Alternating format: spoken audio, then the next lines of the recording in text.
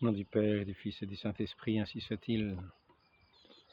Là que je voudrais reprendre sur un sujet assez triste et assez grave. Nous voyons se renouveler ici ou là depuis quelques années. Je voudrais commencer par parler de l'incorruption des corps, incorruptibilité, incorruption des corps. C'est-à-dire que nous voyons dans certaines vies de saints, nous ne voyons pas toujours l'œuvre de Dieu de façon évidente. Quelquefois, la personne qui est animée de cet esprit de Dieu est décriée par ceux de son entourage qui la méprisent, qui la tient pour une personne hypocrite, qui peut la tenir pour une personne ou qui peut montrer un peu trop de zèle ou qui est trop discrète pour être une personne d'importance.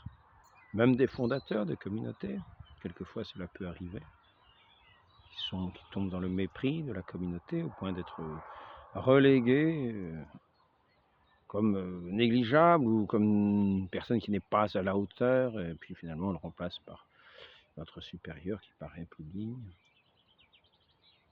Et nous voyons à la mort cette personne qui quelquefois peut être atteinte par une maladie qui faisait détériorer son corps à vive allure, comme par exemple des lèpres, des choses de ce genre. Des maladies qui peuvent faire qu'il y a comme un pourrissement du corps, une corruption qui peut se faire plus rapide. C'est ce qui s'était passé d'une certaine manière avec Marie-Yvonne Aimée, Mère Yvonne Aimée de Malétroit. Elle avait dit que son corps serait soumis à des humiliations à sa mort, et c'est vrai que dans un premier temps, on avait vu, il était question de l'enterrer très vite, parce qu'on voyait que son corps commençait à pourrir très vite. Chose surprenante. Comme un signe divin, c'est pas comme un signe divin, c'est un signe divin. Il a été donné justement de faire comme une rénovation à ce corps, à cette sainte. C'est-à-dire qu'elle a trouvé une beauté, cette corruption qui avait commencé à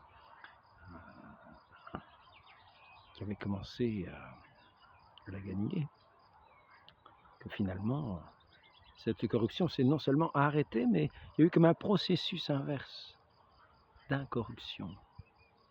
Les chairs sont redevenues souples, le visage beau, quasi rayonnant. Y a-t-il eu une odeur, comme on peut dire, de sainteté, qui a montré, par laquelle Dieu a voulu montrer, de manière surnaturelle, l'œuvre surnaturelle de sa vie, l'œuvre divine de sa vie. Et nous avons vu cela dans quantité de vies de saints.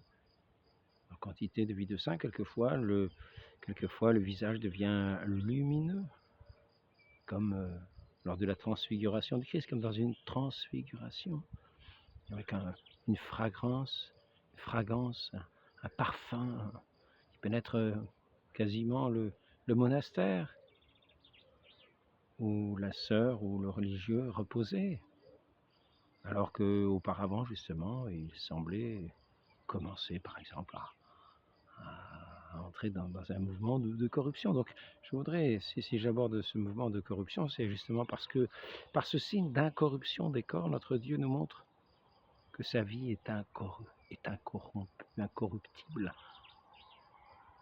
qui nous appelle à une vie éternelle, qui n'est pas une vie qui tombe dans la corruption de ces corps de mort, dans la corruption de ce qui est de ce monde, qui est appelé à être réduit en poussière. Notre Dieu nous appelle à cette vie éternelle, cette vie des âmes, cette vie lumineuse, cette vie parfumée du parfum de Dieu. Et notre Dieu nous attire à l'odeur de ses parfums, nous attire à sa lumière, nous attire à sa beauté, pour que nous tournions nos regards et nos cœurs vers lui, pour vivre de sa vie. Et il nous faut regarder dans l'œuvre de ces saints pour nous tourner vers celui qui est la lumière. Car en contemplant leurs œuvres, nous contemplons ces œuvres divines, ces œuvres toutes belles, toutes merveilleuses, toutes miraculeuses.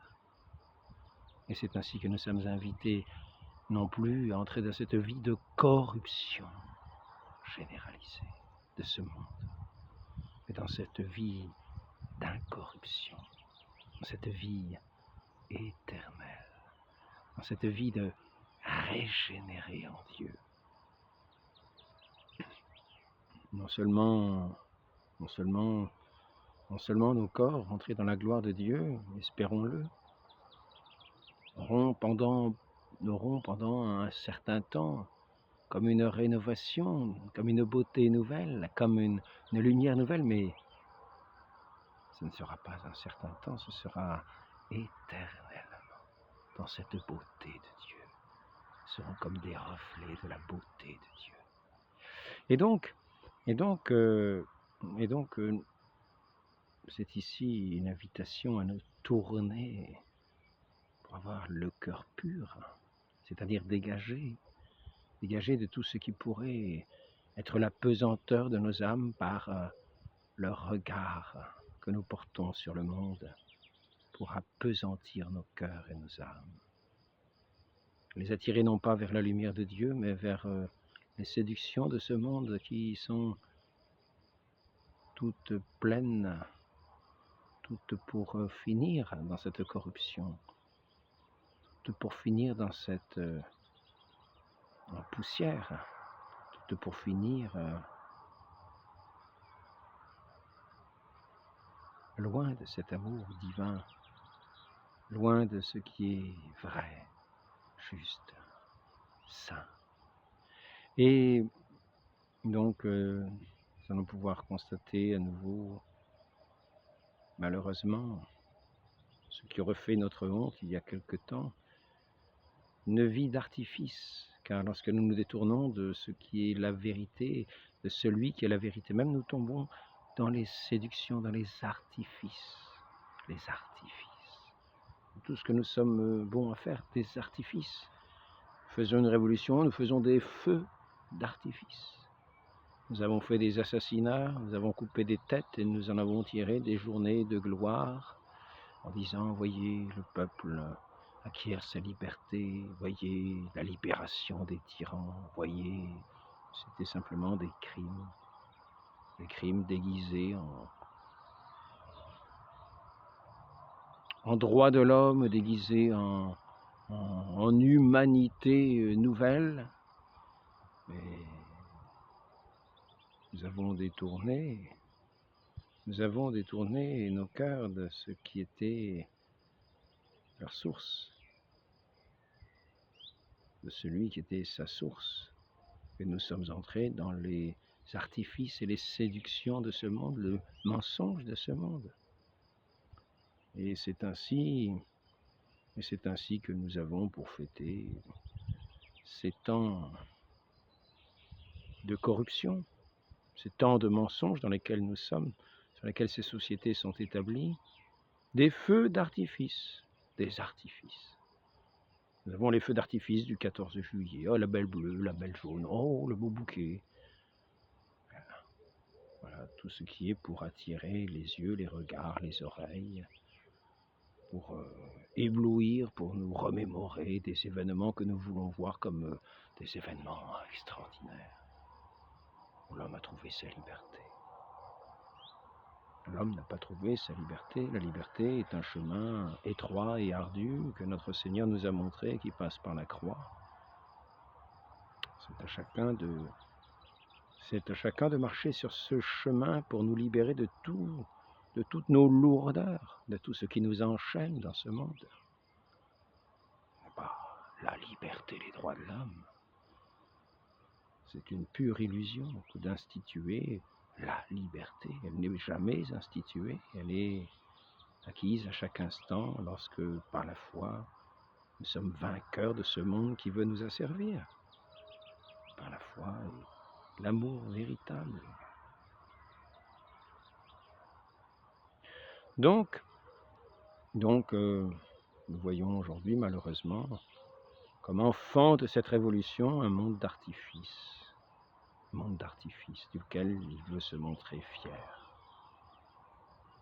défiler, en paradant dans ce qui devrait être notre honte, c'est-à-dire le fait d'avoir perdu le ciel, d'être tombé dans toutes les passions de ce monde, toutes les passions avilissantes qui sont exposées au plein jour, au regard de tous, dans des cortèges colorés, dans des cortèges qui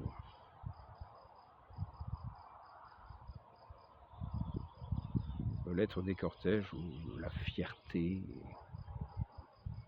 ce qui est honteux, ce qui est le plus honteux, le plus triste à voir, et la laideur même, Nous voyons des coloris artificiels dans les cheveux, nous voyons les tenues les plus indécentes pour attirer les regards, même pas pour attirer les regards, pour dégoûter les regards qui aiment la beauté. Mais dans ce monde d'artifice, la laideur est bien sûr devenue presque ce qui nous attire. La laideur est devenue comme une habitude, une deuxième nature. La laideur du péché, la laideur des cœurs, de façon à perdre vraiment tout repère de ce qui peut nous attirer vers la lumière véritable. Ainsi, nous allons encore assister de nouveau à ce cortège funèbre, coloré, bruyant, tape à l'œil, d'un monde qui veut s'imposer, qui veut imposer sa loi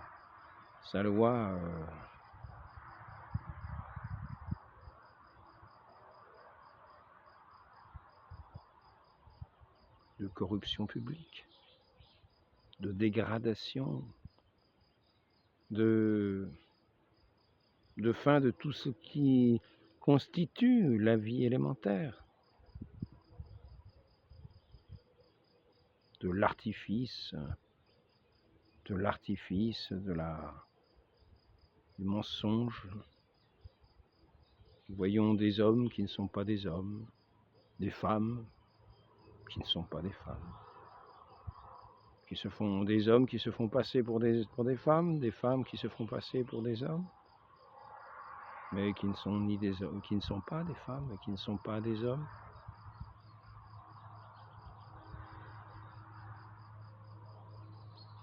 Ainsi, nous arrivons dans un monde non seulement qui tombe dans cette corruption du regard, dans cette corruption des cœurs, dans cet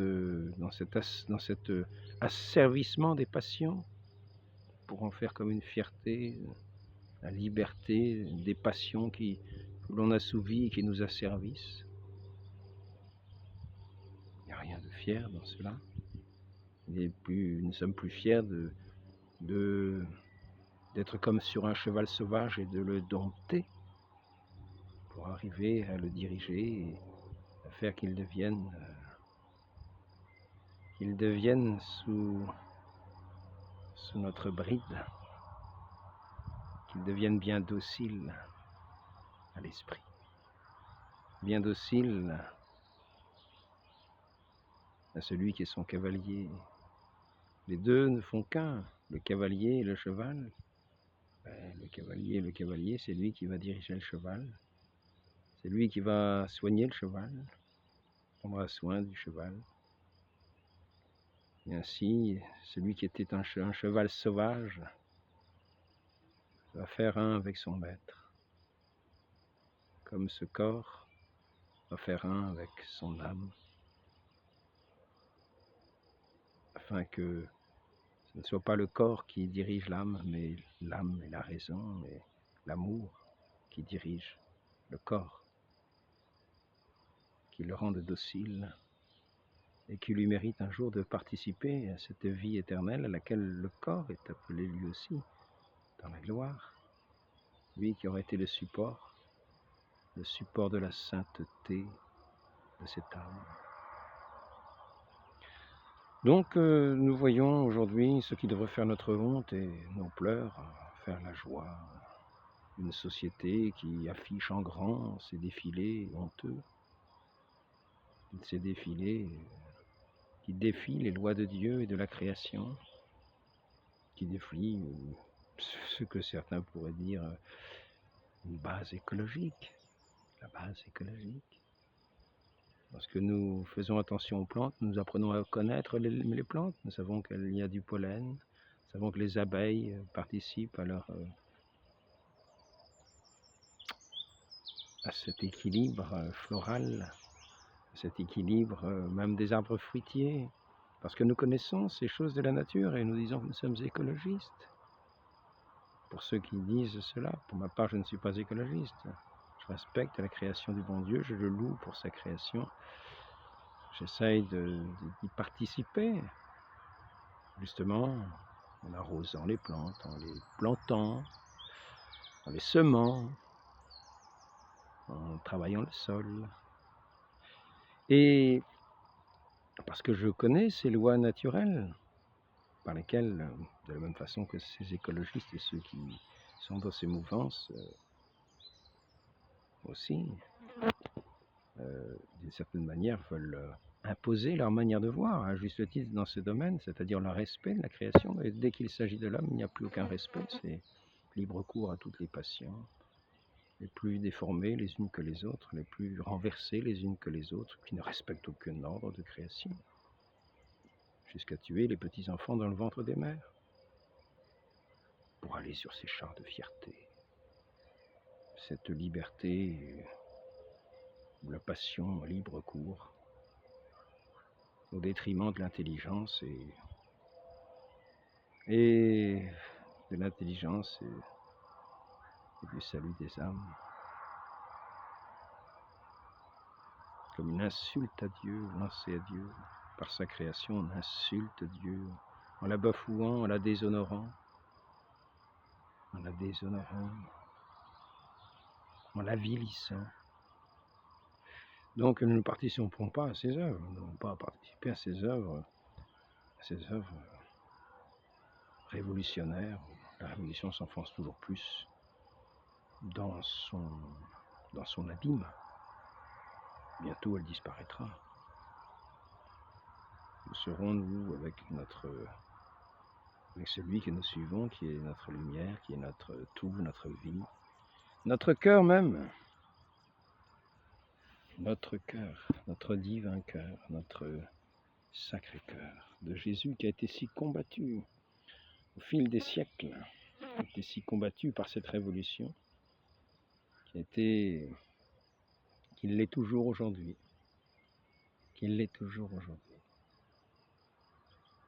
La honte défile comme un trophée révolutionnaire, comme une fierté révolutionnaire contre Dieu.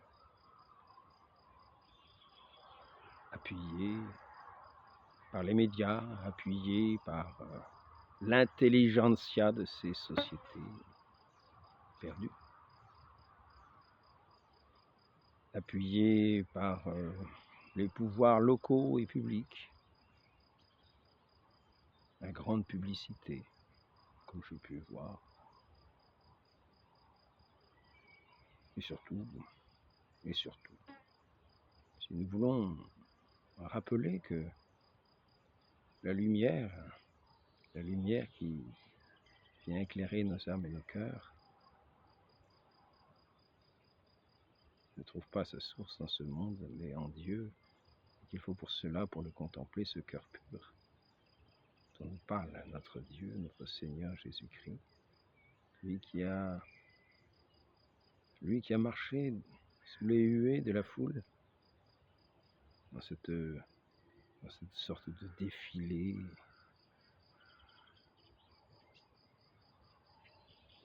où l'amour s'est trouvé victorieux jusque sur le calvaire et glorieux dans sa résurrection. Et là est notre fierté de marcher à la suite de notre Dieu. de marcher à la suite de ce vainqueur du monde, de ce sacré cœur de Dieu qui est venu embraser la terre. Donc ne suivons pas les cortèges funèbres de ceux qui jouent sous des accents de gaieté de ce monde. Suivons plutôt le cortège de notre Dieu sous les huées de ce monde. Et nous serons les grands vainqueurs dans l'éternité. Tenons ferme à la suite de notre Seigneur par l'amour.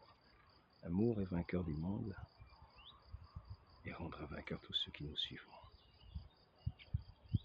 Soyons, comme le dit notre Seigneur, la lumière du monde. Notre fierté sera de tenir dans l'amour. Demandons cette grâce à la Vierge Marie. Ce sera notre mérite, notre récompense et notre gloire éternelle. Marie conçue sans péché, priez pour nous qui avons recours à vous. Au nom du Père et du Fils et du Saint-Esprit. Amen.